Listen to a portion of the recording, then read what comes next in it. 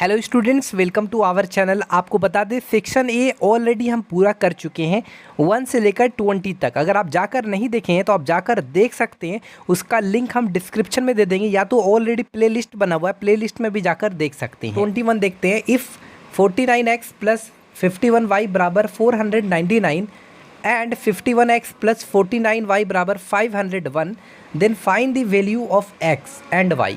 सबसे पहले हमने इसको इक्वेशन 1 मान लिया, इसको इक्वेशन 2 मान लिया।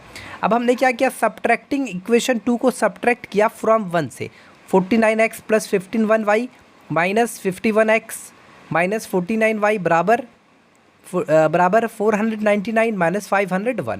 सॉल्व करने के बाद मेरे को क्या आया, x माइनस वाई बराबर 1। अब हमने x को y के टर्म्स में लिख दिया, यानी x बराबर 1 प्लस वाई। इसको हमने इक्वेशन 3 मान लिया। अब हम इस x की वैल्यू को इक्वेशन 1 में पुट करेंगे। यहाँ पर लिखें put the value of x in equation 1।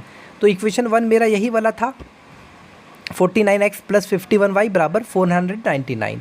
तो हमने यहाँ पर क्लियर तरीके से आप देख सकते हैं, x के जगह 1x को रिप्लेस किया 1 प्लस वाई में, सॉल्व किया तो y का वैल्यू 9/2 आ गया। जब y का वैल्यू 9/2 आ गया तो अब लिखेंगे put the value of y in third, क्योंकि यहाँ पर x को लिखा गया y के टर्म्स में, तो यहाँ पर x आराम से निकल सकता है, इसलिए इस y का वैल्यू हम थर्ड इक्वेशन में डालेंगे। तो x बराबर हमारा 11/2 निकल गया। क्वेश्चन नंबर 21 हमारा कंप्लीट होता है। क्वेश्चन नंबर 22 क्या कह रहा है, in the given figure below AD by AE बराबर AC by BD and angle 1 और एंगल 2 बराबर है, so that triangle BAE is similar to triangle CAD। देखो यहाँ पर जो आपको गिवन क्वांटिटी है वो है AD बाई AE बराबर AC बाई BD, और यहाँ पर एंगल 1 और एंगल 2 आपको गिवन है, इक्वल है। देखो आपको ट्राइंगल BAE मतलब ये वाला ट्राइंगल BAE और एक ट्राइंगल है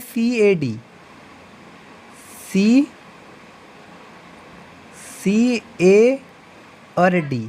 यहाँ पर देखा जाए तो एंगल A और एंगल A कॉमन है, और अगर ई साइड AB और का रेशियो और AE और AD इन दोनों साइड का रेशियो अगर बराबर हो जाए तो हम इन दोनों ट्राइंगल को साइड एंगल साइड के मुताबिक सिमिलर कर सकते हैं। कौन सा, AB बाय क्या हो जाए हमारा, AB बाय AC और AE बाय AD हो जाए, ये दोनों बराबर हो जाए ये रेशियो। तो उसके लिए क्या करना पड़ेगा, सबसे पहले यहाँ पर हमने यहाँ पर जो गिवन क्वांटिटी लिख दिया, टू प्रूफ क्या करना है वो लिख दिया। अब यहाँ पर एंगल 1 जो है एंगल 2 के बराबर है, वो चीज़ गिवन था। तो देखो जब भी याद रखना, अगर एंगल अपोजिट एंगल बराबर होंगे तो अपोजिट साइड्स भी बराबर होंगे। तो यहाँ पर अपोजिट साइड्स भी बराबर होंगे, side opposite to equal angles are equal. अब यहाँ AD बाई AE बराबर AC बाई BD, मेरे दिमाग में क्या चल रहा है कि हमको क्या लाना है, किसी तरीके से AB बाई AC बराबर AE बाई AD, ये चीज़ लेते आएंगे तो हमारा सिमिलर प्रूफ करने में इजी होगा।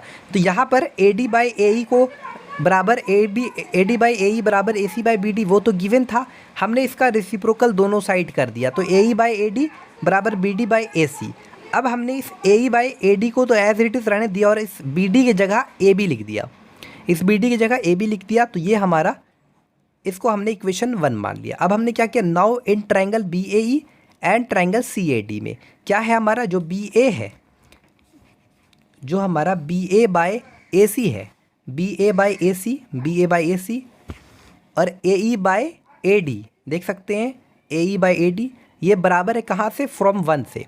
और एंगल BAE और CAD ये दोनों बराबर है।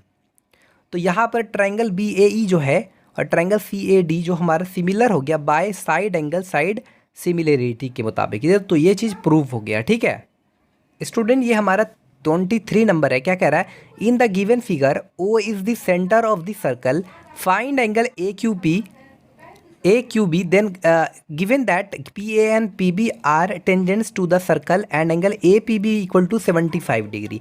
तो यहाँ पर ये सर्कल है, ये PA और PB आपका टेंजेंट्स है, ये एंगल आपका 75 डिग्री दिया। आपको यहाँ पर बोल रहा फाइंड एंगल AQB।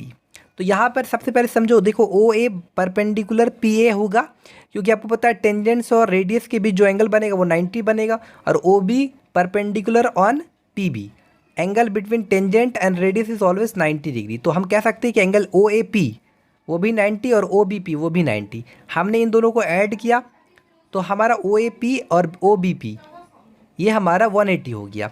तो ध्यान रखिएगा, अगर देखा जाए तो ए ओ बी पी एक क्वाड्रिलेटरल है। फिर से समझो, ए ओ बी पी एक क्वाड्रिलेटरल है। अब क्वाड्रिलेटरल, अगर किसी क्वाड्रिलेटरल के अपोजिट एंगल का सम 180 होता है तो उस क्वाड्रिलेटरल को हम साइक्लिक क्वाड्रिलेटरल कह सकते हैं। यहाँ पर देखा जाए तो ओ ए पी और ओ बी पी इन दोनों का सम 180 है, तो हम कह सकते हैं कि यहाँ पर एंगल ओ ए पी और ओ बी पी क्या है, सप्लीमेंट्री एंगल्स है, नहीं इन दोनों एंगल का सम 180 है। तो अगर अपोजिट एंगल सप्लीमेंट्री हो जाते हैं तो ऑटोमेटिक हम कह सकते हैं कि ये जो क्वाड्रिलेटरल होंगे वो साइक्लिक क्वाड्रिलेटरल होंगे।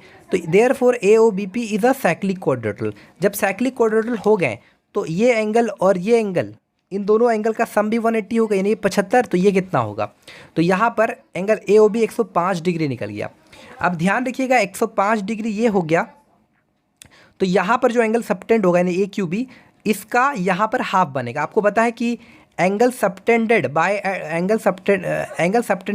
The arc at the centre is double the angle subtended bye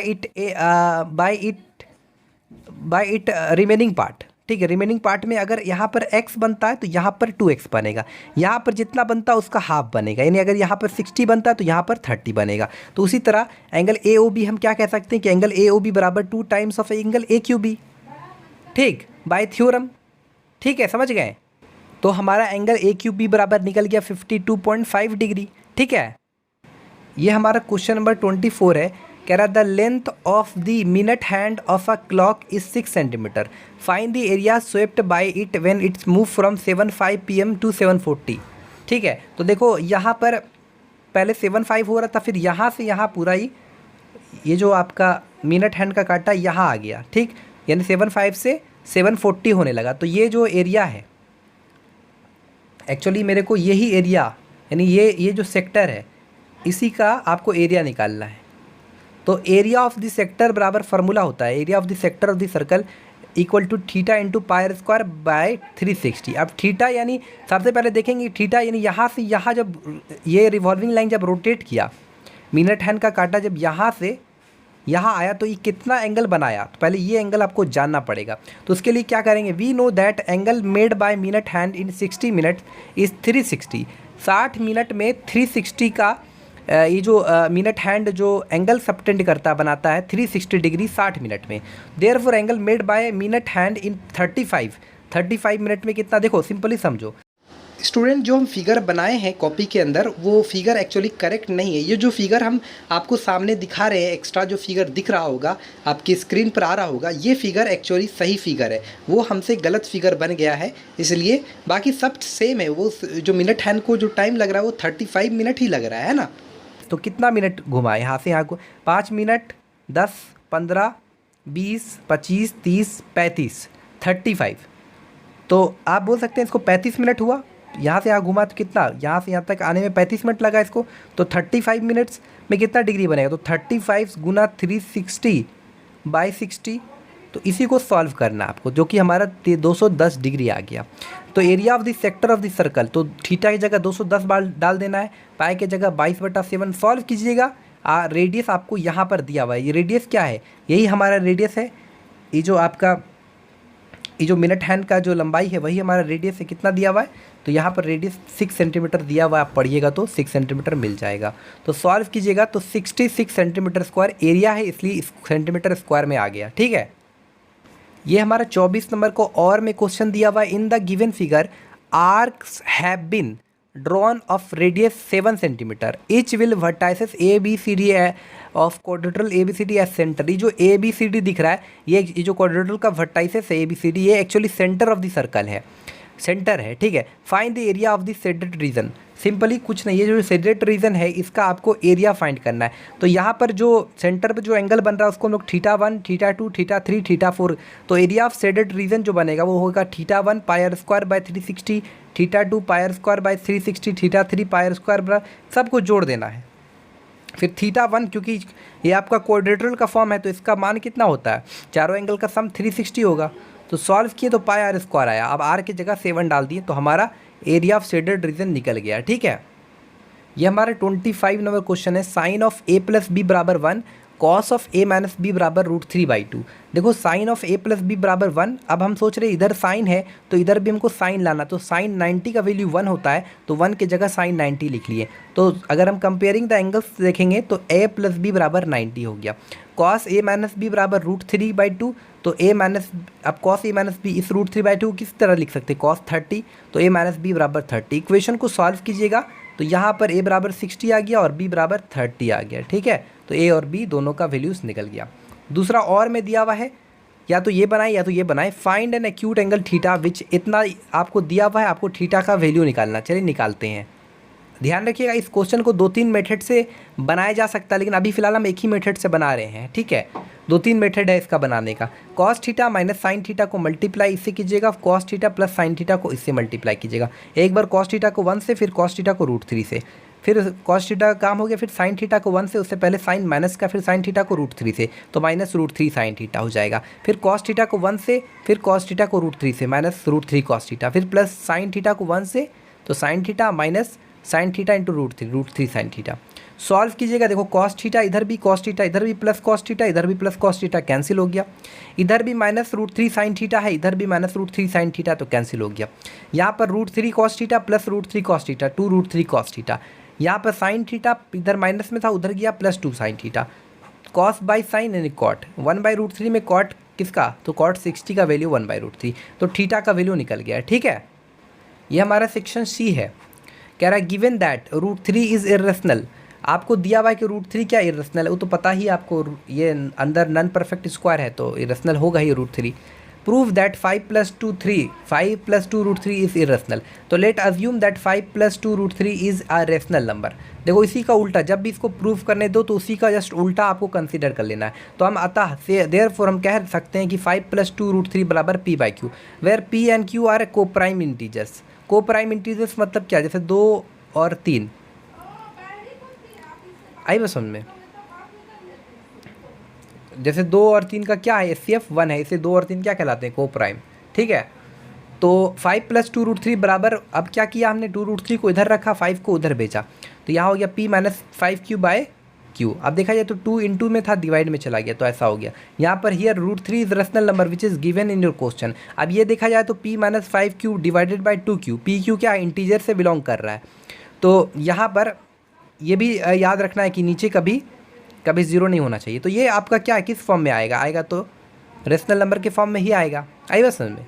तो यहाँ इधर हो गया इरेशनल नंबर, इधर रेशनल नंबर, तो हम कह सकते हैं so irrational number equal to rational number, but we know that irrational number can never be equal to rational number, so our assumption is wrong, hence 5 + 2 √3 is irrational. Okay, clear. 27 number बोल रहा है if the zeros of the polynomial x² + px + q are double in the value of the zeros of the polynomial.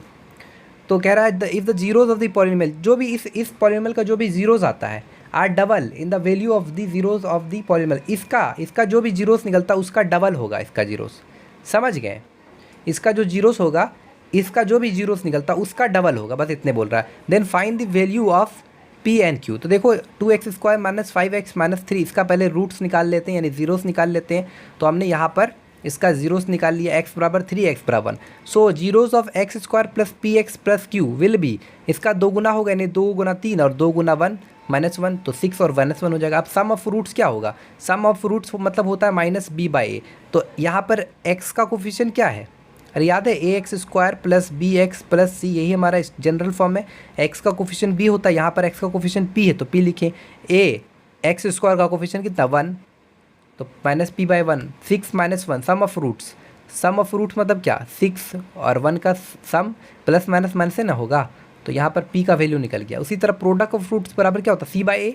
c मतलब constant, अब क्या है q, a क्या x² का coefficient यानी 1, तो 6 × -1 प्रोडक्ट ऑफ रूट, यानी गुना करो रूट्स को, 6 × -1 हो गया, तो q बराबर भी निकल गया। ठीक है, ये हमारा क्वेश्चन नंबर 28 है। कह रहा है ए ट्रेन जो है cover a certain distance at a uniform speed. कोई ट्रेन जो है एक डिस्टेंस का सर्टेन कुछ डिस्टेंस कवर कर रहा है, यूनिफॉर्म स्पीड, एक समान चाल। If the train would have been 6 kilometre faster, अगर ट्रेन 6 km/h फास्टर होता है तो it would have taken 4 hours less than the schedule time, जो भी शेड्यूल टाइम है उससे 4 घंटा कम समय लेता है। And if the train were slower by 6 kilometre per hour, अगर स्लो हो जाता है then would it have taking 6 hour more than the schedule time, schedule time से 6 घंटा ज़्यादा लेता है। Find the length of the journey. समझ गए? यहाँ पर कह रहा है कि let the speed of the train be x kilometre per hour, ऐसा मान लिया। And the time taken time has taken, यहाँ पर क्या मान लिए कि time taken by A train बराबर y आवर, ऐसा मान लिए। स्पीड ऑफ द ट्रेन जो हमारा जो है, जो आपका जो यूनिफॉर्म स्पीड है उसको मान लिया x किलोमीटर पर आवर, और जो टाइम टेकन ले रहा है वो y आवर मान लिए। तो टोटल डिस्टेंस क्या होता है? डिस्टेंस बराबर होता है स्पीड गुना टाइम। तो स्पीड कितना है? x किलोमीटर पर आवर, और डिस्टेंस कितना है, समय कितना टाइम लग रहा है, तो डिस्टेंस बराबर क्या होगा? जैसा कि मैं बताया, समय गुना टाइम गुना स्पीड। तो टाइम कितना है हमारा? y है और स्पीड x है, तो x y हो गया हमारा total distance, x y kilometre. ठीक है, याद रहेगा। अब आप क्वेश्चन के अनुसार जो बनेगा यहाँ पर, अगर आप क्वेश्चन करेंगे, क्वेश्चन पढ़ेंगे तो कह रहा है कि if the train would have been 6 kilometre per hour faster, तो पहले x था तो फास्टर अब हो जाएगा, यानी x + 6 हो जाएगा। और उस केस में जो 4 घंटा less than the schedule time कितना है? टाइम टेकन बाय ट्रेन मान लो y है, ये आपका शेड्यूल टाइम है, तो उस केस में y - 4। तो ये आपका ये क्या हो रहा है? ये क्या है? x + 6 the schedule time. तो फास्टर होगा, यानी पहले अगर स्पीड x है तो x + 6 हो जाएगा, और पहले टाइम ले रहा था y, और तो 4 घंटा कम लगेगा, यानी y - x। तो ये क्या होता है? ये आपका स्पीड है, ये स्पीड है, और ये आपका टाइम है। तो स्पीड गुना टाइम बराबर क्या होता है? डिस्टेंस। तो डिस्टेंस हमारा तो कांस्टेंट रहेगा ना, तो x + 6 × y - 4 बराबर हो जाएगा xy। समझ गए? क्लियर है? तो इसको आपको सॉल्व करिएगा ना, इसको जब क्लियर तरीके से सॉल्व कीजिएगा तो आपके पास ये वाला इक्वेशन आएगा, 2x - 3y बराबर -12। समझे? उसके बाद अब हम नेक्स्ट पढ़ते हैं, ठीक है। And if the train were slower, अगर ट्रेन स्लो चलता है यानी 6 kilometre per hour, speed 6 kilometre per hour कम हो जाता है, यानी x - 6, तो उस केस में it would have taken 6 hour more than that schedule time. Schedule time कितना? y + 6। अब इन दोनों का प्रोडक्ट, यानी इन दोनों का प्रोडक्ट, ये आपका स्पीड हो गया, ये आपका टाइम, और स्पीड गुना टाइम बराबर डिस्टेंस। तो डिस्टेंस हमारा x y, ये इक्वेशन बन गया। समझ गए? क्लियर है? कोई इसमें दिक्कत नहीं। आप सॉल्व किया इसको तो हमने इक्वेशन ये वाला बना, x - y बराबर 6। अब इक्वेशन को सॉल्व करने आपको आता है, इसको हमने 2 से मल्टीप्लाई किया, क्योंकि यहाँ पर x के साथ जो कोफिशिएंट था वो 2 था। सेम कर रहे थे कि इसलिए इक्वेशन को सॉल्व करना आसानी हो, तो यहाँ हो गया 2x - 3y बराबर -12, और ये हो जाएगा 2x - 2y बराबर 6 दूना 12, 6 × 2 = 12। सॉल्व किए, सॉल्व करने के बाद यहाँ पर आराम से x का वैल्यू निकल गया और y का वैल्यू तो निकला ही, तो यहाँ पर टोटल डिस्टेंस निकल गया 720 किलोमीटर। ठीक है, ये हमारा बन गया। ये हमारा एक क्वेश्चन है, उसी का और में लिखा हुआ है, Anuj had some chocolates and he divided them. Anuj के पास कुछ चॉकलेट्स हैं जो वो क्या करता है? डिवाइड करता है इनटू 2 लॉट्स में। 2 लॉट रखा है, एक लॉट ए में रखता है माल चॉकलेट को, और एक लॉट बी में रखता है। ही sold the first lot at the rate of ₹2 for 3 chocolate. 3 chocolate को 2 रुपये में बेचता है। And the second lot at the rate of ₹1, second lot 8 रुपये में पर चॉकलेट। सेकंड लॉट से जो भी चॉकलेट बेचता है तो हर चॉकलेट का कीमत ₹1 होता है। एंड टोटल उसको जो पैसा मिलता है वो ₹400। सबसे पहले देखो, let the number of chocolates in lot A be x and let the number of chocolates in lot B y। Total number of chocolate x + y। तो अकॉर्डिंग टू क्वेश्चन जो प्राइस ऑफ 3 चॉकलेट्स है, price बोलो या cost बोलो, यहाँ मान लो अगर cost लिख देते हैं, कॉस्ट ऑफ 3 चॉकलेट है वो ₹2 है इन लॉट ए, और कॉस्ट ऑफ 1 चॉकलेट हो जाएगा 2/3। कॉस्ट ऑफ 3 चॉकलेट क्या है? ₹2, तो ये 1 चॉकलेट का ₹2/3। तो कॉस्ट ऑफ टोटल जो चॉकलेट है आपका यहाँ पर लॉट ए में x चॉकलेट है, तो cost of x chocolates will be 2x/3। And cost of पर चॉकलेट अगर बात करें लॉट बी का तो वो कितना है? ₹1। तो कॉस्ट ऑफ y चॉकलेट्स, जो कि लॉट बी में टोटल नंबर ऑफ चॉकलेट कितना है? y चॉकलेट है, तो हमारा कितना कॉस्ट हो जाएगा इसका? ₹y। समझ गए? क्लियर? कोई दिक्कत नहीं, नो प्रॉब्लम। तो अब हमारा अकॉर्डिंग टू क्वेश्चन जो हमारा इक्वेशन बनेगा, क्या बनेगा? 2x/3 + y बराबर टोटल जो भी कॉस्ट है हमारा। समझ गए? x चॉकलेट का जो हमारा कीमत रहा वो हो गया आपका जाके ₹2x/3, और यहाँ वाई चॉकलेट का जो नंबर ऑफ़ जो चॉकलेट है वाई है, वाई चॉकलेट्स का दाम कितना हुआ रुपीज़ वाई, और एक्स चॉकलेट का दाम कितना हुआ रुपीज़ 2x/3। तो इनका जो सम हो जाएगा वही हमारा 400 के बराबर हो जाएगा। तो इससे हमने एक इक्वेशन बना लिया। नेक्स्ट क्वेश्चन जब आप पढ़िएगा, if he had sold the first lot at rate of 1 रुपये, अगर फर्स्ट लॉट मैंने फर्स्ट लॉट में एक्स चॉकलेट है 1 रुपये में बेचता, तो 1 रुपये में बेचता तो एक्स गुना 1 यानी रुपीज़ एक्स पड़ता। इफ़ 1 रुपया and the second lot at the rate of 5 chocolate, यानी 5 चॉकलेट 4 रुपया में, तो एक चॉकलेट कितना पड़ता है इसको रुपीज़ 4/5, समझे। तो इसलिए 4 वाई चॉकलेट है तो 4/5 इंटू वाई हो गया। अब इनका सम कितना होता, उसको कितना मिलता 460। तो यहाँ पर क्लियर तरीके से दूसरा इक्वेशन भी बन गया। इक्वेशन को सॉल्व करके आप खुद से इसका आंसर निकाल सकते हैं। ये हमारा 29 नंबर क्वेश्चन है, वगैरह prove that the following that इतना इक्वल टू इतना। तो हमने यहाँ पर लेफ्ट हैंड साइड लिया है, ठीक है, आराम से समझिएगा। tan cube theta divided by 1 plus tan square theta plus cot cube theta divided by 1 plus cot square theta. अब हमने ये पता है कि tan थीटा जो होता है साइन बाई कॉस के बराबर होता है। यहाँ पर क्यूब था तो साइन में भी क्यूब आया, कॉस में भी क्यूब आया। और 1 प्लस tan स्क्वायर थीटा यानी कहीं ना कहीं होता है 1 प्लस tan स्क्वायर थीटा जो होता है वो बराबर होता है सेक स्क्वायर थीटा के, और सेक थीटा बराबर होता है 1 बाई कॉस थीटा। तो सेक स्क्वायर थीटा बराबर लिख सकते हैं 1 बाई कॉस स्क्वायर थीटा। तो वही चीज़ हमने यहाँ पर लिखा। और 1 प्लस कॉट स्क्वायर थीटा बराबर होता है कॉसेक स्क्वायर थीटा, और कॉसेक थीटा बराबर होता है 1 बाई साइन थीटा। तो कॉसेक स्क्वायर थीटा को लिख सकते हैं 1 बाई साइन स्क्वायर थीटा। समझ रहे हैं, क्लियर, कोई इसमें दिक्कत नहीं। आप समझो, देखो ये कॉस स्क्वायर थीटा ऊपर चला गया, आप कॉसेक स्क्वायर थीटा की जगह क्या लिख सकते हैं 1 बाई साइन स्क्वायर थीटा। फिर साइन स्क्वायर थीटा ऊपर चला गया, थोड़ा सा एक स्टेप यहाँ पर शॉर्ट लिया गया है, ठीक है। साइन स्क्वायर थीटा कैंसिल हो गया। यहाँ पर बचा sine cube theta by cos theta plus cos cube theta by sine theta. यहाँ पर उसके बाद हमने cos theta sine theta LCM लिया।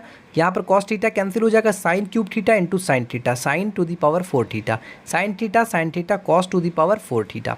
अब एक फार्मूला होता है, इसको हमने स्क्वायर के टर्म में लिख दिया। तो एक फार्मूला होता है a square plus b square बराबर होता है ए प्लस बी का whole square minus 2ab। Simply a plus b का होल स्क्वायर का फार्मूला जिसको याद होगा उसको ये वाला फार्मूला आराम से निकाल लीजिएगा। कैसे, इसको माइनस को इधर लेते आइए, तो a square plus b square plus 2ab बराबर ए प्लस बी का होल स्क्वायर। तो a square plus b square बराबर इतना लिख सकते हैं। तो इसको साइन स्क्वायर थीटा को ए माने और कॉस स्क्वायर थीटा को बी माने, तो ए प्लस बी का होल स्क्वायर यानी sine square theta plus cos square theta का whole square minus 2ab, 2 sine square theta into cos square theta. अब हमने पता है कि इतना बराबर क्या होता है 1 होता है, तो 1 का square 1 minus 2 sine square theta. अब 1 का स्क्वायर तो 1 minus 2 sine square theta into cos square theta. अब हमने अलग अलग कर दिया, 1 by sine theta cos theta minus 2 sine square theta cos square theta by sine theta cos theta, अलग अलग कर दिया। साइन थीटा कैंसिल हुआ, कॉस थीटा कैंसिल हुआ। 1 बाई साइन यानी कॉसेक, 1 बाई कॉस यानी सेक थीटा, माइनस यहाँ पर क्या बचा 2 साइन थीटा कॉस थीटा। तो यही चीज़ तो हमने यहाँ पर लाया, sec theta cosec theta minus 2 sine theta cos theta. यही चीज़ हमको राइट हैंड साइड में लाना था, जो कि हमने लेते आया। क्लियर तरीके से, कोई दिक्कत, तो हमारा ये प्रूव हो गया, ठीक है। अब हम बात करेंगे 30 नंबर। कह रहा prove that a parallelogram circumscribing a circle is a rhombus, ठीक है। यहाँ पर यह हमारा पैरेललोग्राम ABCD ये सर्कल है, जिस पॉइंट पर टच कर रहा है यहाँ पर उसका नाम दे दीजिए PQRS। यहाँ पर जो भी गिवन है वो लिख लेना, टू प्रूफ जो भी लिखना है करना है वो लिख लेना। यहाँ पर लिखे since length of tangent drawn from an external point are equal. तो यहाँ पर जो एक्सटर्नल पॉइंट से जो दो टेंजेंट ड्रॉ होता है वो दोनों इक्वल होते हैं। तो सो BQ बराबर BR, BQ और BR, ये एक्सटर्नल पॉइंट से यहाँ भी एक टेंजेंट ड्रॉ हुआ है, यहाँ भी एक टेंजेंट ड्रॉ हुआ है, तो BQ बराबर BR। उसी तरह सिमिलरली AQ बराबर AP, CS बराबर CR, सबको हमने ऐड कर दिया, एडिंग 1 2 3 4। तो AQ plus BQ, AQ plus BQ मतलब क्या AB, CS प्लस DS यानी CD, तो AB प्लस CD, उसी तरह BC प्लस AD। अब कहीं ना कहीं AB और CD बराबर है, क्योंकि पैरेललोग्राम में अपोजिट साइड्स बराबर होते हैं। तो यहाँ पर AB प्लस AB लिख दिए, 2AB बराबर 2BC। BC और AD बराबर हैं तो AD की जगह BC लिख सकते हैं। यहाँ पर AD की जगह BC लिखें, 2BC हुआ, 2 2 कैंसिल हुआ, AB बराबर BC। ऐड AB बराबर DC, ए बी बराबर डी सी और बी सी बराबर ए डी ऑलरेडी हम जानते हैं, चूँकि A B C D is a parallelogram. तो अब हम कह सकते हैं कि A B equal to B C, और कहीं ना कहीं बी सी ए डी के बराबर है, और ए डी किसके बराबर है, D C equal to A D, और कहीं ना कहीं ए बी डी सी के बराबर। ये चारों अगर साइड्स बराबर हो जाएंगे, ये चारों साइड्स क्या हो जाएंगे, बराबर हो जाएंगे। तो अगर रोम्बस उसी कहते हैं जिसमें चारों साइड्स क्या हो जाते हैं, बराबर हो जाते हैं। रोम्बस के चारों साइड कैसे होते हैं, इक्वल होते हैं। तो यहाँ पर चारों साइड इक्वल हो गए, hence A B C D is a rhombus. तो ये हमारा 30 नंबर क्वेश्चन हुआ। अब इसका और में क्वेश्चन है, कह रहा है इन द फिगर। तो यहाँ पर जो भी बोल रहा है उसके अकॉर्डिंग ये फिगर बन गया। यहाँ पर ध्यान रखिएगा आपको, यहाँ पर ये लाइन हमने यहाँ पर इसको एंगल 1 मान लिया, इसको एंगल 2 मान लिया, इसको एंगल 3 माना, इसको एंगल 4 माना। ये सेंटर से गिरेगा तो 90 डिग्री बनाएगा, अवश्य बात है, 100% बात है, क्योंकि ये जो टेंजेंट है और रेडियस और टेंजेंट के बीच तो एंगल 90 बनता है। हमको यहाँ पर बोला है एंगल ए ओ बी ये वाला। तो कैसे आप प्रूफ करोगे, एकदम आराम से बताते हैं आपको, ज़्यादा घबराने वाली बात नहीं है, ठीक है। देखो ये एंगल 2 और एंगल, पहले तो आप क्या करो, एंगल 1 और एंगल 2 को किसी तरह से इक्वल कर दो। कैसे करोगे, इन दोनों ट्रायंगल को कॉन्ग्रुएंट करना है, फिर ये ट्रायंगल और ये ट्रायंगल को कॉन्ग्रुएंट करना है। तो एंगल 1 और एंगल 2 बराबर हो जाएगा, क्योंकि जब ट्रायंगल कॉन्ग्रुएंट होगा तो एंगल्स भी बराबर हो जाएंगे, और एंगल 3 और एंगल 4 बराबर हो जाएंगे। उसके बाद क्या करना है, angle 1 plus angle 2 plus angle 3 plus angle 4। समझ गए, क्लियर है। अब देखो ये लाइन और ये लाइन आपका पैरेलल है, समझ रहे हैं। ये दिया हुआ एक्स वाई और X dash Y are 2 parallel. अब ये पैरेलल लाइंस है, ये हमने ट्रांसवर्सल लाइन ड्रॉ किया, तो ये एंगल और ये एंगल का जो सम होता है वो 180 डिग्री होता है, आपको पता है, क्योंकि sum of interior angle on the same side of a transversal line, ये दोनों को इंटीरियर एंगल कहलाता है। यहाँ पर रीज़न लिख सकते हैं, को इंटीरियर एंगल्स, ठीक। तो यहाँ पर सिंपली, क्योंकि एंगल 1 और एंगल 2 आपने कॉन्ग्रुएंट करके प्रूफ कर दिया, एंगल 1 बराबर 2, एंगल 3 बराबर 4, तो एंगल 1 के जगह एंगल 2 लिख सकते, तो 2 एंगल 2 और 2 एंगल 3। तो एंगल 2 प्लस 3 का जब सम हो गया, ये 2 और 3 का सम हो गया 90, तो ये कितना होगा, क्योंकि ट्रायंगल में एंगल का सम 180 होता है, 180 माइनस 90, तो angle A O B will be 90 degree, ठीक है। तो ये 30 नंबर तक क्वेश्चन रहा। आई होप वीडियो अच्छी लगी तो चैनल को ज़रूर सब्सक्राइब कीजिएगा, सपोर्ट कीजिएगा, ज़्यादा से ज़्यादा शेयर कीजिए अपने दोस्तों में, और कमेंट ज़रूर करें। कोई क्वेश्चन छूट गया तो उस पर भी वीडियो बनाएंगे। अभी तो क्वेश्चन छूटा हुआ है, हमको मालूम है, फिर भी आप कमेंट करना किस में प्रॉब्लम हो रहा है, ठीक है। मिलते हैं नेक्स्ट वीडियो में। Thank you so much for watching this video.